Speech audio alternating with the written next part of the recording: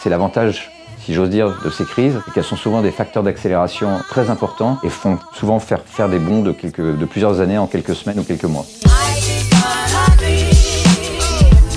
Bonjour, je suis Grégoire Cusimberch, directeur de Centre France Événements. Nous allons aujourd'hui parler d'événementiel sur En Vrai.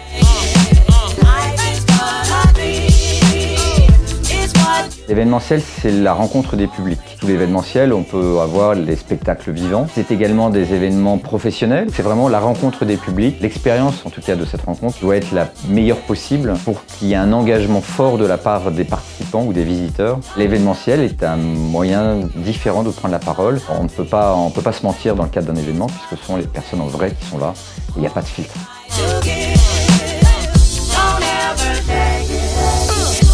Le Covid a été d'une violence absolue pour nos métiers de l'événementiel puisque les événements sont là pour rapprocher les gens. La conséquence a été très directe. On a annulé tous les événements qui étaient prévus à partir de mi-mars jusqu'à maintenant et encore pour les grands événements de plus de 5000 personnes jusqu'à fin août. Le Covid a été particulièrement douloureux pour nous et pour toutes les structures d'événementiel en France.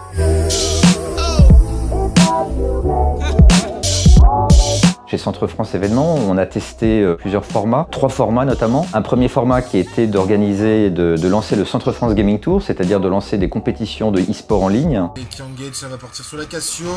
Oh, le bon ulti de la Cassio qui est bien en ligne. Le Bombo Combo.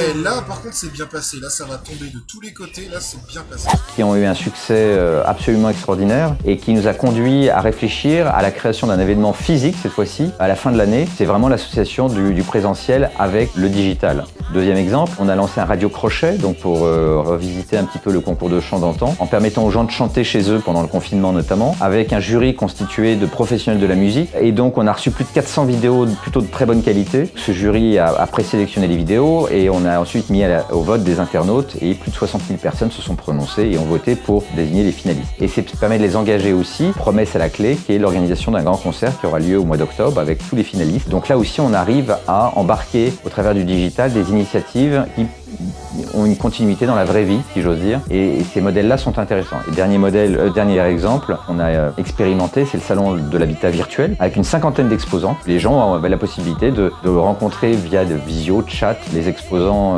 pour poser leurs questions sur la construction, sur l'aménagement, la décoration, l'équipement intérieur, extérieur, peu importe. On s'est dit que là aussi, un modèle comme ça ne pouvait évidemment pas remplacer un salon physique. On a besoin, et le côté sensoriel est important, de voir les objets, de toucher, de comprendre, d'échanger. Ce sont des usages comme ça qui sont intéressants et qui nous permettent aujourd'hui de nous projeter sur l'évolution de nos événements.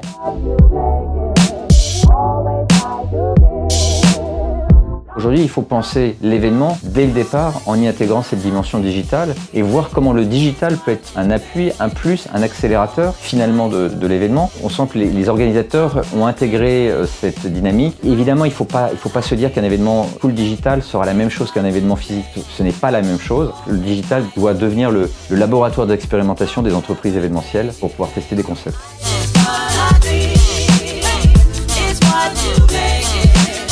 Clermont est une ville qui a une énergie intrinsèque. Il suffit de voir aujourd'hui, quelques semaines après le déconfinement, il y a beaucoup de monde dans les rues, ce qui quand même montre une forme d'optimisme de la part des Clermontois. Moi, je suis assez optimiste également sur cette capacité, ou en tout cas cette résilience que peuvent avoir les Clermontois pour retrouver le chemin des événements et de retrouver cette joie de vivre qui est assez propre aussi aux habitants de la préfecture du Puy-de-Dôme et plus généralement de l'ensemble de l'Auvergne. Ce sont des peuples qui ont l'habitude de vivre dans des conditions, on va dire, montagnards et les montagnards sont souvent très résistants.